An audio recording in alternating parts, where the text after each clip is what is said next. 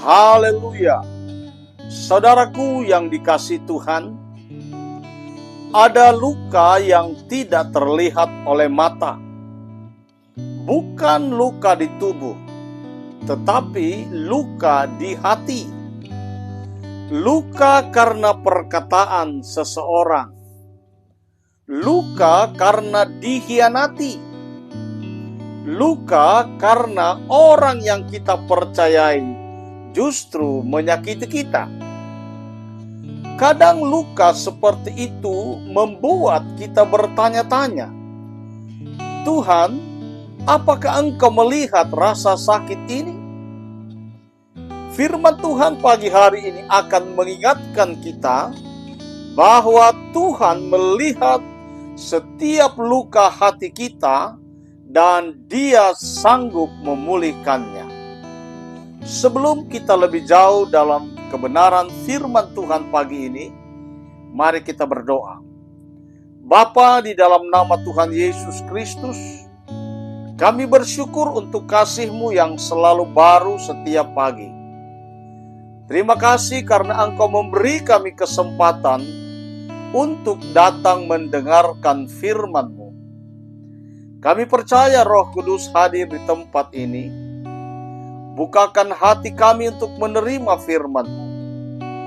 Jika ada di antara kami yang sedang terluka, yang sedang menyimpan kepahitan, yang sedang kecewa dengan seseorang, biarlah firman-Mu hari ini menjadi penghiburan dan pemulihan. Di dalam nama Tuhan Yesus kami berdoa. Amin. Kembali kita berjumpa dalam program Pagi Bersama Tuhan. Ayat pokok kita pagi hari ini dari Mazmur 147 ayatnya yang ketiga. Ia menyembuhkan orang-orang yang patah hati dan membalut luka-luka mereka. Saudaraku, ayat ini menunjukkan satu kebenaran yang indah.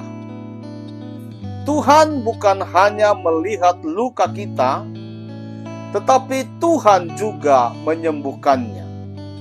Mari kita mulai dari poin yang pertama. Setiap orang pernah mengalami luka hati. Luka hati adalah bahagian dari kehidupan manusia.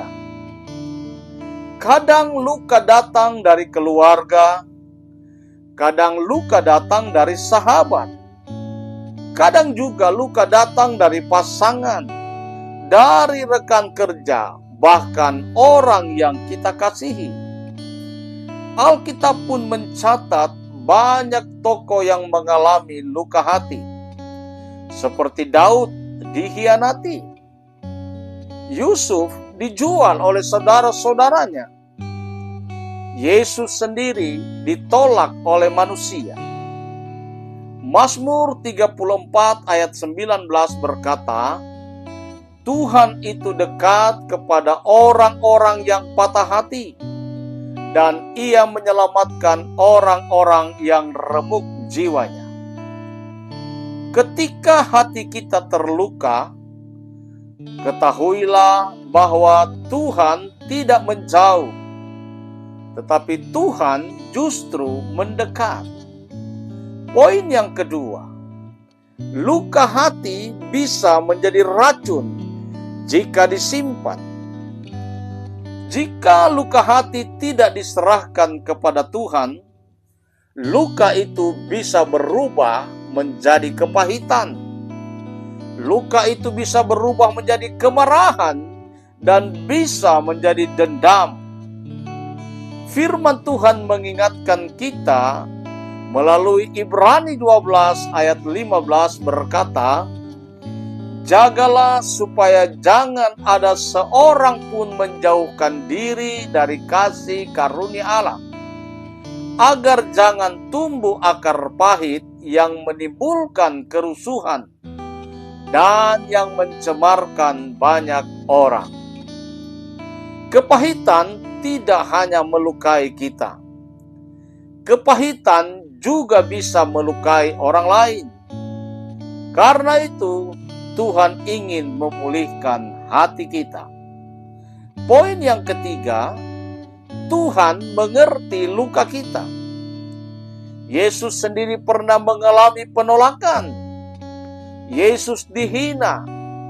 Yesus ditolak, bahkan Yesus sampai disalibkan. Yesaya 53 ayat 3 berkata, Ia dihina dan dihindari orang, seorang yang penuh kesengsaraan dan yang biasa menderita kesakitan. Saudaraku yang dikasihi Tuhan Yesus Kristus, Tuhan mengerti apa yang kita rasakan. Ketika kita berkata, Tuhan, hati saya sakit, Yesus mengerti. Tuhan bukan hanya mendengar luka kita, tetapi Tuhan mengerti luka kita. Poin yang keempat, pengampunan membuka jalan pemulihan. Salah satu langkah terpenting untuk menyembuhkan luka hati adalah mengampuni. Kolose pasal 3 ayat 13 berkata, Sabarlah kamu seorang terhadap yang lain, dan ampunilah seorang akan yang lain, apabila yang seorang menaruh dendam terhadap yang lain. Mengampuni bukan berarti melupakan. Mengampuni berarti menyerahkan keadilan kepada Tuhan. Ketika kita mengampuni, maka hati kita mulai dipulihkan. Poin yang kelima, Tuhan mampu memulihkan hati yang terluka. Tidak ada luka yang terlalu dalam bagi Tuhan. Firman Tuhan berkata di dalam Mazmur 147 ayat 3, Ia menyembuhkan orang-orang yang patah hati dan membalut luka-luka mereka. Saudaraku, Tuhan bukan hanya menghibur, Tuhan juga memulihkan. Apa yang manusia rusakkan, maka Tuhan sanggup memperbaikinya. Saudara yang dikasihi Tuhan, jika hari ini hati saudara sedang terluka, jangan simpan luka itu sendirian. Datanglah kepada Tuhan. Ceritakan semuanya kepadanya. Mungkin orang lain tidak mengerti luka saudara, tetapi Tuhan mengerti. Hari ini ambillah satu keputusan yang tepat. Saya tidak akan hidup dalam kepahitan. Saya akan menyerahkan luka saya kepada Tuhan. Dan saya percaya Tuhan sanggup memulihkan hati saya. Mari kita tundukkan kepala, kita berdoa. Bapa, di dalam nama Tuhan Yesus Kristus, Engkau melihat setiap hati yang terluka. Engkau mengetahui air mata yang mungkin tidak pernah dilihat orang lain. Kami menyerahkan semua luka hati kami kepadamu. Sembuhkan hati yang patah, pulihkan jiwa yang remuk. Biarlah Roh Kudus membawa damai sejahtera ke dalam hati kami. Di dalam nama Tuhan Yesus kami berdoa. Kiranya Tuhan memberkati engkau dan melindungi engkau. Kiranya Tuhan menyinari engkau dengan wajah-Nya dan memberi engkau kasih karunia. Kiranya Tuhan menghadapkan wajah-Nya kepadamu dan memberi engkau damai sejahtera. Di dalam nama Bapa, Anak laki-laki dan Roh Kudus, yaitu di dalam nama Tuhan Yesus Kristus. Amin.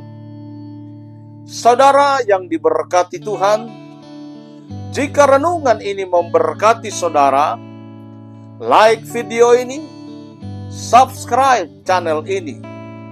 Tulis 1-2 kata di dalam kolom komentar dan bagikan kepada orang-orang yang membutuhkan penguatan hari ini. biarlah semakin banyak orang dipulihkan melalui firman Tuhan. Tuhan Yesus memberkati. Haleluya. Amin.